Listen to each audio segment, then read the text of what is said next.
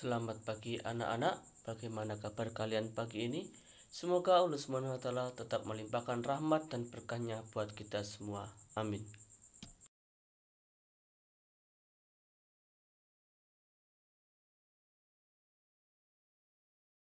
Sebelum kita memulai pembelajaran kita hari ini, marilah kita berdoa bersama-sama. Raditu billahi robba wa bil islami dina wa bi muhammadi nabiyya wa rasula rabbi sidni ilma warzuqni fahma.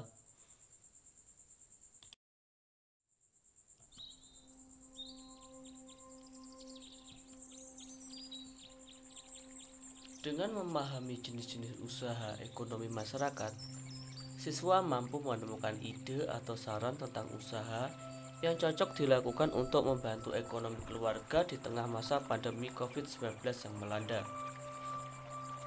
Fokus pembelajaran kita hari ini IPS dan Bahasa Indonesia.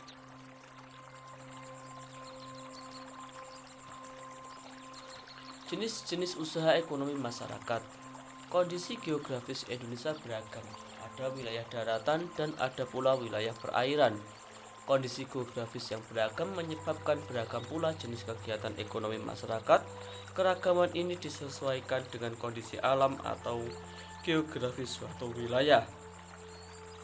Kegiatan ekonomi tersebut bertujuan memenuhi kebutuhan hidup masyarakat.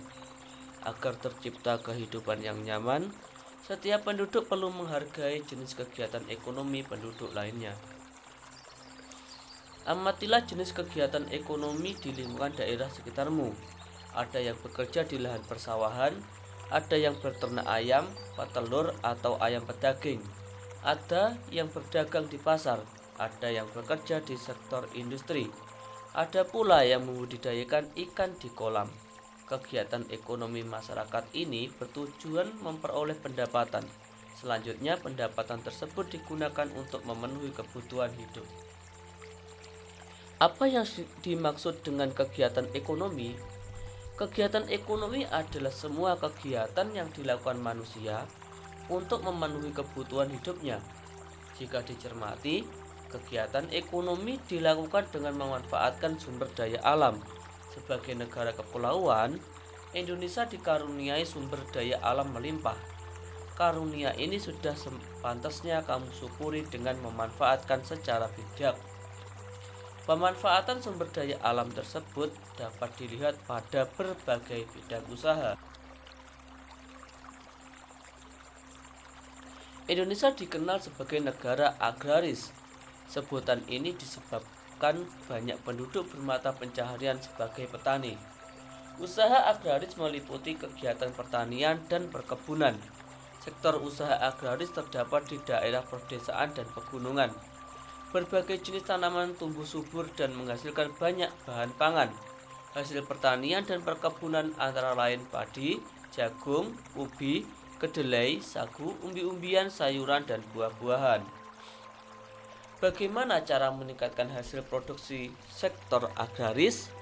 Ada banyak cara yang dapat dilakukan, diantaranya melalui intensifikasi, ekstensifikasi, diversifikasi, rehabilitasi, dan mekanisasi.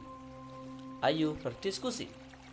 Diskusikan beberapa istilah berikut bersama temanmu. Intensifikasi, ekstensifikasi, diversifikasi, rehabilitasi, dan mekanisasi. Perkebunan adalah kegiatan penanaman lahan dengan tanaman keras dengan umur lebih dari 6 bulan. Tanaman perkebunan mencakup tanaman musiman dan tanaman tahunan. Tanaman perkebunan mencakup tanaman musiman dan tanaman tahunan. Tanaman musiman berumur pendek, misalnya tanaman tebu, tembakau, dan rosella. Tanaman tahunan berumur panjang, misalnya tanaman kelapa sawit, kopi, cengkeh, teh, karet, cendana, lada, dan kayu putih. Hasil perkebunan di Indonesia menjadi komoditas unggulan ekspor. Mari kita bahas satu persatu. Intensifikasi pertanian. Intensifikasi pertanian adalah pengolahan lahan pertanian dengan sebaik-baiknya dengan menggunakan beberapa macam sarana. Sarana-sarana produksi yang digunakan dalam intensifikasi pertanian meliputi 5 bidang yang disebut panca usaha tani, meliputi penggunaan pengairan atau irigasi, penggunaan pupuk, baik pupuk kandang, pupuk hijau maupun pupuk buatan. Yang umum digunakan yaitu urea dan super fosfat. Penggunaan bibit unggul, penggunaan obat pemberantas hama atau pestisida. Jenis pestisida adalah insektisida, yaitu pestisida untuk memberantas hama sejenis serangga. Fungisida yaitu pestisida untuk memberantas hama sejenis cendawan. Dan herbisida yaitu memberantas hama jenis yang lain. Kemudian bimbingan dan penyuluhan melalui bimbingan massal atau BIMAS dan intensifikasi massal atau INMAS. Intensifikasi pertanian dilaksanakan di daerah-daerah yang hanya memiliki lahan pertanian sempit, khususnya di Jawa dan Bali. Berikutnya yaitu ekstensifikasi pertanian, yaitu usaha memperluas lahan pertanian dengan cara membuka lahan pertanian baru, misalnya dengan cara membuka hutan dan semak-semak, daerah sekitar rawa-rawa, dan daerah pantai yang belum dimanfaatkan. Usaha ekstensifikasi hanya mungkin dilaksanakan di pulau-pulau besar di luar Jawa, sebab di daerah itu masih tersedia lahan yang luas, misalnya di Sumatera, Kalimantan, Sulawesi, dan Papua. Untuk mensukseskan tindak lanjut ekstensifikasi pertanian, pemerintah melaksanakan program transmigrasi, misalnya dari daerah yang padat penduduknya seperti Jawa ke wilayah-wilayah kosong yang belum terjamah. Di lahan-lahan baru seperti lahan gambut, mereka diarahkan untuk membuat area persawahan baru agar bisa diolah, ditanami, dan sukses menghasilkan tanaman padi yang baik. Tentu pemerintah harus mendukung dengan menyiapkan segala kebutuhan petani, misalnya menjamin lancarnya saluran irigasi, drainase, serta ketersediaan bibit unggul, pupuk, dan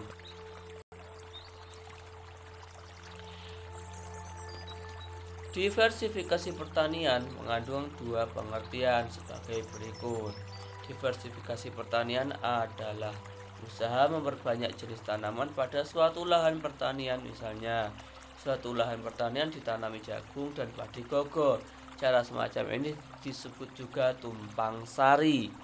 Diversifikasi pertanian adalah usaha memperbanyak kegiatan pertanian dalam arti luas, misalnya seorang petani di samping bertani juga berternak ayam atau bertani sambil memelihara ikan di kolam. Salah satu manfaat dari diversifikasi pertanian adalah petani bukan hanya menanti panen padi di lahan sawah mereka, tetapi juga menikmati panen tanaman produktif lain seperti tomat, cabai, terong, jagung, sayuran, dan sebagainya dengan memanfaatkan tepi atau pematang sawah. Begitupun di area rumah tinggal, para petani dapat memelihara ayam, itik, angsa, kambing, sapi, dan sebagainya, atau mengembangbiakkan ikan di kolam-kolam buatan sementara di pinggir sawah. Intinya masyarakat dapat menikmati hasil lebih banyak, perekonomian mereka meningkat, dan kesejahteraan mereka pun ikut terangkat. Selanjutnya, untuk mendukung kegiatan pertanian rakyat, pemerintah melakukan usaha-usaha sebagai berikut. Pemerintah memberikan kredit kepada para petani melalui bank-bank atau koperasi. Pemerintah membentuk lembaga penelitian ilmiah di Bogor. Pemerintah mendirikan sekolah-sekolah perguruan tinggi dan kursus-kursus pertanian. Pemerintah memberikan bimbingan penyuluhan dan penerangan pertanian melalui BIMAS, INMAS, dan siaran pedesaan. BIMAS dan INMAS dilaksanakan oleh petugas lapangan yang disebut penyuluh pertanian lapangan atau PPL dan penyuluh lapangan. Rehabilitasi pertanian. Rehabilitasi pertanian mengandung dua arti. 1. Menyuburkan kembali tanah dan memperbaharui cara-cara bertani, misalnya lahan pertanian kering diubah menjadi sawah dengan cara membangun saluran air. 2. Mengganti tanaman tua dengan tanaman muda atau peremajaan tanaman, atau mengganti jenis tanaman lama dengan jenis tanaman baru yang lebih produktif, misalnya tanaman kopi yang sudah tua diganti dengan tanaman kopi muda, tanaman cengkeh diganti dengan tanaman kopi. Kegiatan rehabilitasi pertanian ini adalah tahapan yang banyak ditinggalkan atau diabaikan petani tradisional. Mereka hanya berhenti dengan apa di depan mata tanpa ada motivasi lebih untuk melakukan terobosan-terobosan produktif. Untuk itu, peran pemerintah melalui peran dinas pengairan dan penyuluhan pertanian mengingatkan para petani sangat diharapkan. Petani perlu dihimbau untuk memperhatikan tanaman-tanamannya yang tidak layak produksi karena faktor usia agar segera diremajakan. Selain itu, pemerintah baiknya mendampingi dan memfasilitasi petani-petani lahan pertanian kering agar menaikkan level lahannya menjadi sawah. Tentu dengan menyiapkan saluran irigasi yang memadai. Mekanisasi pertanian, yaitu pengolahan tanah dengan menggunakan mesin-mesin. Usaha mekanisasi terutama dilaksanakan di pulau-pulau besar di luar Jawa. Hal itu disebabkan lahan pertanian luas sehingga tenaga manusia dan hewan kurang memadai. Saat ini mesin-mesin pengolah tanah sudah lebih mudah diperoleh meski umumnya masih bergantung pada mesin buatan luar negeri. Namun setidaknya petani-petani kita telah bisa beradaptasi dengan robot pengolah tanah seperti traktor, mesin penggiling gabah, mobil pemanen padi, dan sebagainya. Keberadaan mesin-mesin canggih dalam pengolahan pertanian ini sangat membantu karena selain dapat menghemat waktu juga dapat mengurangi jumlah beban pekerja tani. Agar lebih maksimal lagi, pemerintah harus lebih memperbanyak dan membagi rata mesin-mesin pendukung kegiatan pertanian masyarakat Indonesia, khususnya di daerah-daerah pinggiran dan terpencil.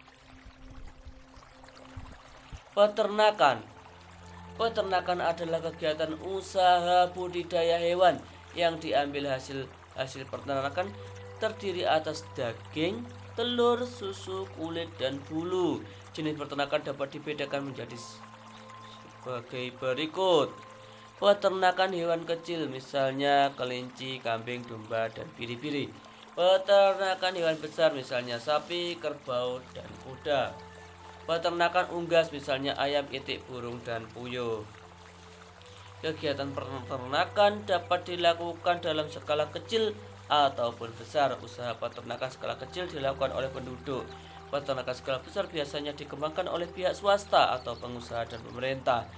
Apa peran pemerintah dalam meningkatkan mutu peternakan di Indonesia?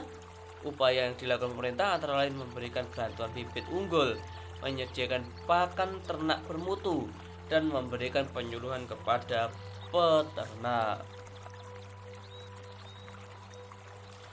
Perhatikan usaha perikanan di daerah sekitarmu. Di sekitarmu mungkin terdapat budidaya ikan di kolam. Inilah salah satu contoh usaha perikanan.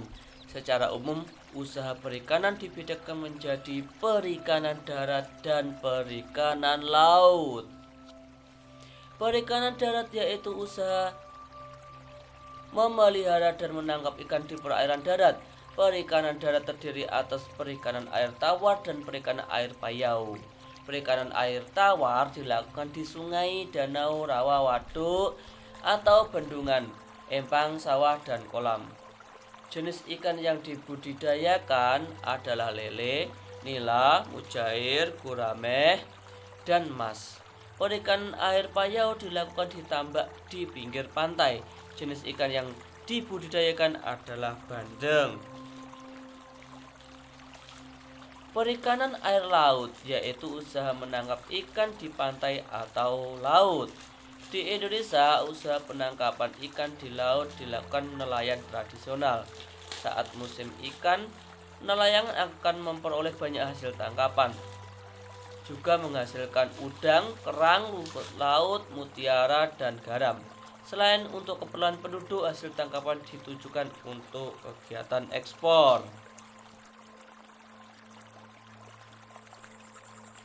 Pertambangan. Dilihat dari kondisi geologisnya, wilayah Indonesia mengandung banyak barang tambang. Potensi barang tambang yang melimpah hendaknya dimanfaatkan bagi kemakmuran rakyat. Barang tambang dapat dibedakan sebagai berikut. Barang tambang mineral logam, misalnya emas, perak, tembaga, timah, bauksit, dan nikel. Dan barang tambang mineral non-logam, misalnya belerang, gipsum, marmer, dan batu gamping.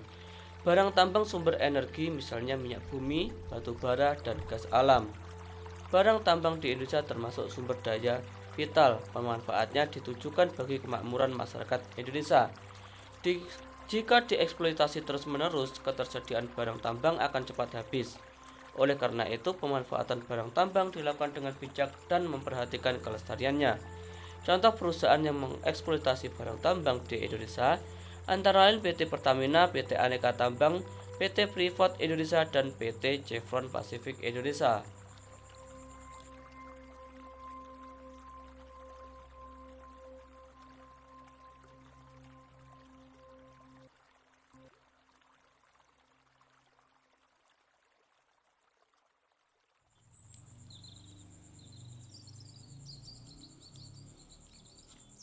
Hutan. Dahulu hutan di Indonesia bagaikan hamparan karpet hijau dilihat dari udara. Hutan Indonesia berperan penting sebagai paru-paru dunia. Hutan juga berfungsi sebagai tempat berkembangnya berbagai fauna. Dari segi lingkungan, hutan menjadi daerah resapan air hujan. Sayangnya saat ini luas hutan di Indonesia semakin sempit. Tidak lagi terlihat hamparan karpet hijau dari udara ketika melintasi wilayah Indonesia. Ini tidak lepas dari alih fungsi lahan hutan untuk kawasan permukiman dan perkebunan. Apa akibat dari penyempitan kawasan hutan di Indonesia? Kondisi ini dapat menyebabkan bencana banjir atau tanah longsor. Untuk meminimalisasi terjadinya bencana, kawasan hutan perlu dihijaukan kembali. Pembalakan liar harus dicegah agar hutan tidak semakin rusak. Jika hutan Indonesia kembali hijau, hasil hutan kembali melimpah. Hasil hutan Indonesia antara lain kayu jati, meranti, ulin, damar, rotan, dan lain.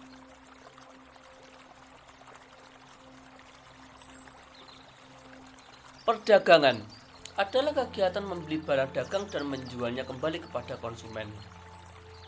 Kegiatan perdagangan muncul ketika kemampuan manusia atau suatu negara menyediakan barang kebutuhan bersifat terbatas. Akhirnya terjadi saling ketergantungan dalam memenuhi barang kebutuhan. Melalui kegiatan perdagangan, pedagang akan memperoleh keuntungan dari selisih harga jual dan harga beli.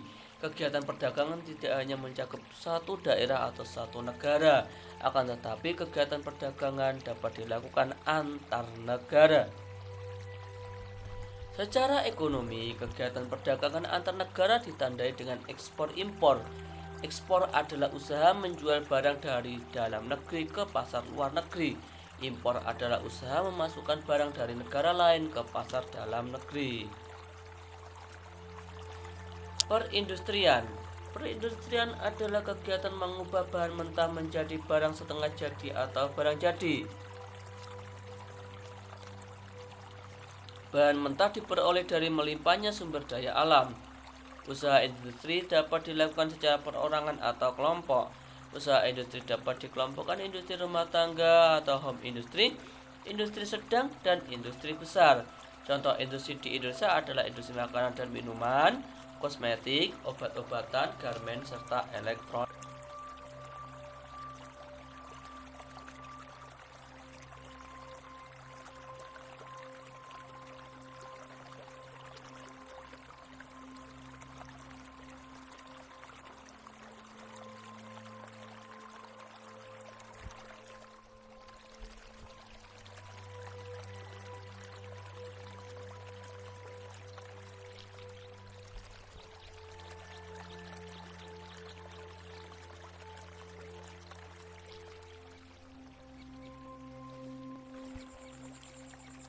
Tugas evaluasi 1. Lengkapilah tabel tugas di buku kelas 5, tema 2, halaman 32. 2.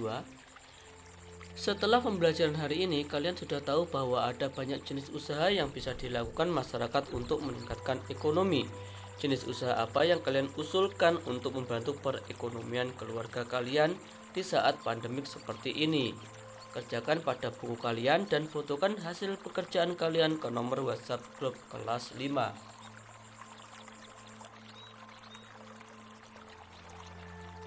Tindak lanjut.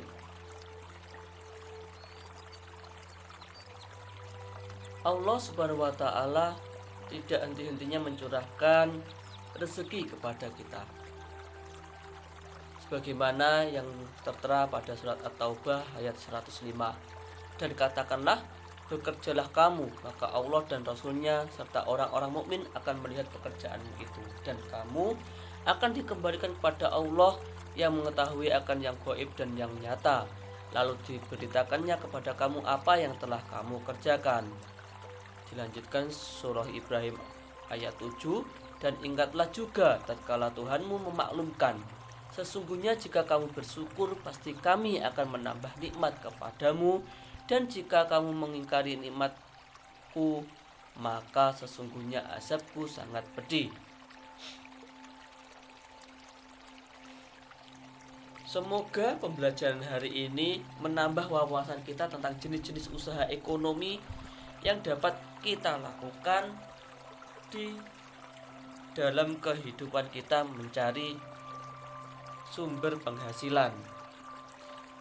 Adapun di tengah-tengah pandemi, kalian sebagai siswa dapat memberitahukan atau memberikan usul kepada orang tua kalian bagaimana mengatasi masalah perekonomian atau mendapatkan jenis usaha baru yang bisa dilakukan dengan aman.